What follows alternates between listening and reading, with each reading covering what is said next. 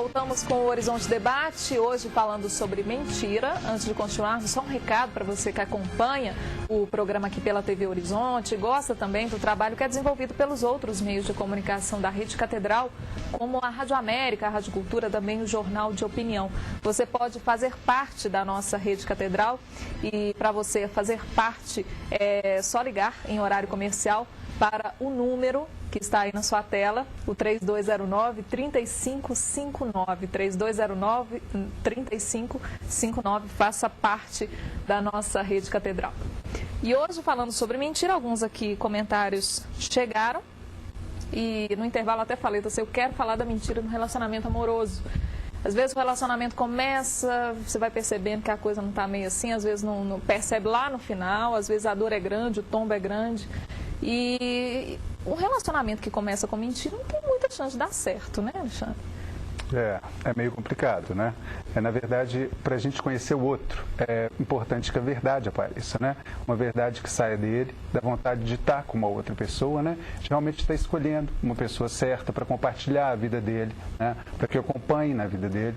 E se isso for, tiver a baliza da mentira, né? Uma forma que a pessoa não está se colocando, a coisa começa a ficar esquisita, né? Na verdade, tem alguma coisa ali que o outro não compartilha, que precisa de ter, nesta troca, um objetivo comum, né? E para saber qual é o objetivo comum, precisa que a verdade apareça das duas partes, porque eles são duas pessoas envolvidas. Então, quando essa coisa fica muito complicada e a gente vê assim, muitas pessoas à procura de um relacionamento que não seja realmente, que tenha de compartilhar alguma coisa. A verdade tem que aparecer alguma hora para que o objetivo, que seja um objetivo comum entre os dois, apareça também, e isso dê uma caminhada, né? No sentido da vida ter sido colocada, os objetivos estarem mais ou menos parecidos, para que possa caminhar junto. Quando a mentira aparece, começa a truncar essa coisa, né? E tem que ter muito cuidado, principalmente hoje com os meios de comunicação, com as mensagens.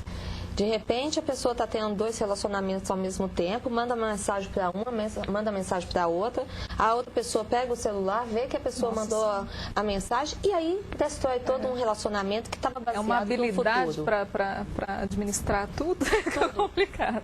É um talento verdadeiro mesmo.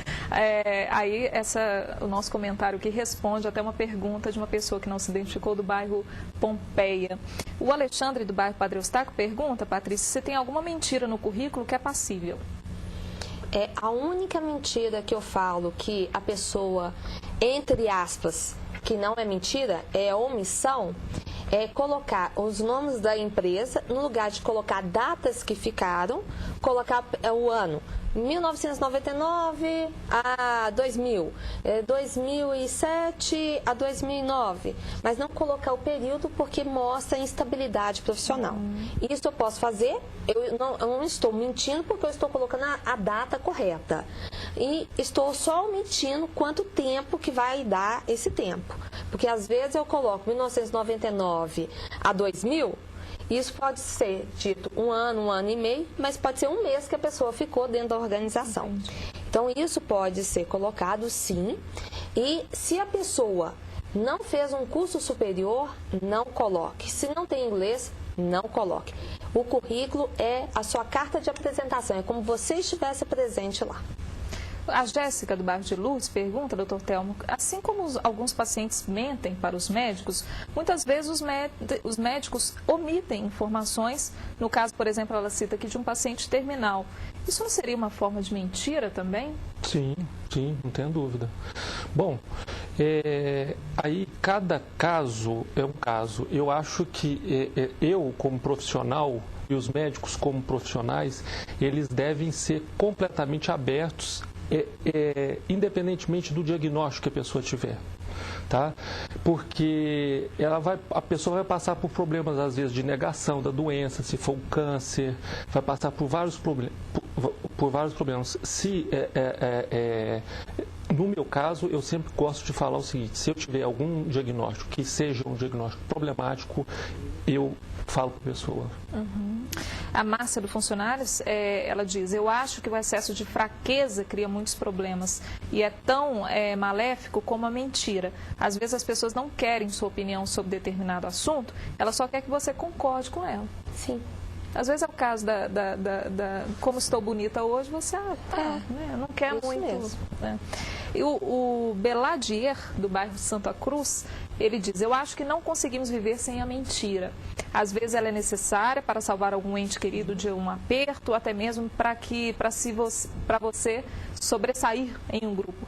É possível viver sem mentir? Ele até pergunta aqui, mas na opinião dele não é possível não. É isso que a gente disse, né? Que não é possível. Não é super necessário que a gente viva na verdade. É necessário que você tenha mentira, exatamente, para a gente dar conta desse sofrimento que a gente tem também no nosso dia a dia. E aí a gente vai até para a mentira do lado jurídico, né? Que eu não posso fazer prova contra si próprio, então eu posso omitir a verdade. E hoje a gente está vivendo isso com o caso Bruno, por exemplo.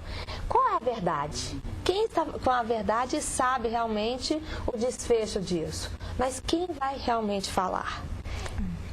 A Cíntia do Santa Inês pergunta: como detectar que uma criança está mentindo além do normal? Depende da idade. Até 3 anos a criança tende a não mentir. A partir dos 7 anos, se a família começa a se posicionar de forma a ver mentira e a criança vivencia aquela mentira o tempo todo naquele ambiente, a tendência da criança é replicar para que ela possa ser aceita. Então ela começa a falar: não, eu estou bem na escola, não tem problema com o coleguinha, não leva as notas, porque ela tem medo do que os pais, da pressão dos pais, de ela tem que ser o melhor no balé, ela tem que ser melhor no judô, ela tem que ser melhor na escola, tem que ser melhor naquilo. E o tentar ser melhor em várias coisas, a criança é tão pressionada que ela começa a mentir. É interessante, né? Porque a mentira também vem a indicar outras coisas, é o que a gente estava falando. Por exemplo, a criança que não quer ir para a aula, pode ser que esteja acontecendo alguma coisa na escola que vale a pena a mãe averiguar, né? Por isso é preciso conhecer bem a criança, né? Toda a questão do ser humano, eu fico pensando que passa por além da questão de um limite, né? Todo ser humano, desde que nasce, né? A gente tem casos, por exemplo, de psicóticos que se começam a desenvolver desde a questão mesmo da amamentação da mãe, que a gente começa a ver essa diferença. Existe uma mentira e também de negação desse mundo, que é o mundo real, do que está se colocando, e essa dificuldade que ele tem para se soltar no mundo, né? Eu acho que compensa, então, a gente dizer que a questão da mentira, igual a Cíntia está perguntando aí para a gente, diz muito a esse respeito da colocação do sujeito no mundo, como é realmente que ele está se colocando ali, o que ele está mentindo, e se isso traz prejuízo para ele próprio e para as pessoas que o circundam, né? Quando isso, então, começa a fazer uma certa diferença, e principalmente na questão da criança, que os pais começam a perceber que há alguma coisa errada, logo os pais, que são, né, essas pessoas que estão ali com a lei, que convivem com isso, e vê que tem alguma coisa que está extrapolando, abre-se uma questão em relação a isso. Realmente, então, está na hora de ver o que essa criança tem, por que ela está mentindo tanto e está extrapolando. O Wallace, lá de Sabará, doutor Thelma, ele pergunta, ele diz que toma remédio para insônia, isso tem dado mal-estar a ele, tem atrapalhado a concentração, a memória, e ele pergunta se deve falar isso para o médico dele, ou interrompe o remédio sem fazer a consulta. Se interrompe ou você tem que fazer... Se para de tomar o remédio que está causando esse mal-estar a ele, sem fazer a consulta, ou ele deve relatar todos esses sintomas ao médico na consulta médica? Não, eu acho que ele deve interromper, se ele está sentindo alguns efeitos colaterais com o remédio, e logo marcar a consulta com o médico que prescreveu para ele, para que seja revisto essa medicação, para que seja revisto esses efeitos colaterais, ou trocada a medicação, ou seja feita alguma substituição. Vai procurar um médico rápido, né? Sim. Não vou suspender a medicação assim. A Fernanda, do Funcionários, pergunta como lidar com uma pessoa que mente o tempo todo. O mentiroso compulsivo é difícil.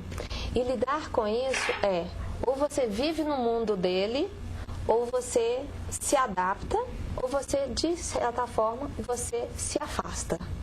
Porque não é gostoso, não é prazeroso. E a nossa vida foi feita para sermos felizes.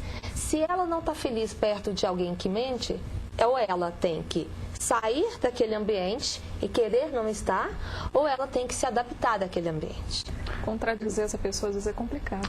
Eu fico pensando que aí é um sofrimento da pessoa, né? Como a gente estava apontando aqui, a pessoa geralmente quando está no mundo, que não é um mundo muito da realidade, está querendo suplantar isso de uma outra forma, colocar isso de outra forma no mundo. Então, a gente tem que pensar que essa pessoa está sofrendo por algum motivo, né? Um motivo que é dela, pessoal, e que ela está colocando na vida de uma outra forma, né?